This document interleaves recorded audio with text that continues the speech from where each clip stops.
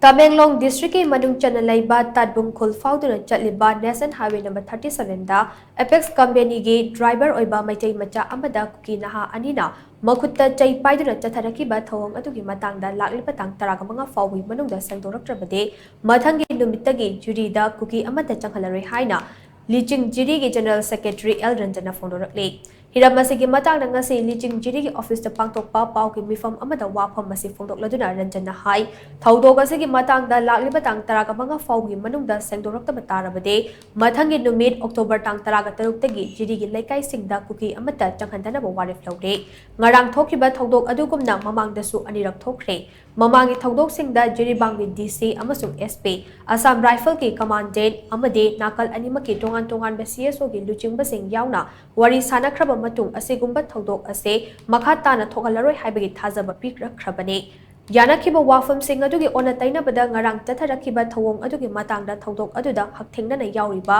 Kuki Naha ani amadi Kuki gi mari leinaba authority na Leeching Jiri da sengdorakadabane ngarang gi thaudok aduda awaba nangkhiba maitei gi driver adu Manipurdagi nate haiba khangbadagi thadorakhibane Karigumba driver aduna Manipurdagi oramlabadi hatokadawribra haibase chimnadaba ngamde haina Ranjan makha tana phongdokhe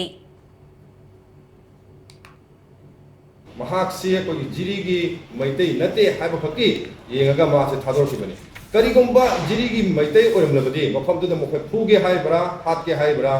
तम पुंछि तम सिंगनागे हाइब्रा हाइबसे कोइना सिंगनापदगी मसिगी मफम मफमसि नुंगाइतबदगी पेनदबदगी हाइबा कोई थौजांगसे लौदबा यादबदगी लौरपनी अदुना लाकलिबा संडेगी October तांग 35 ममांग मनुंगदा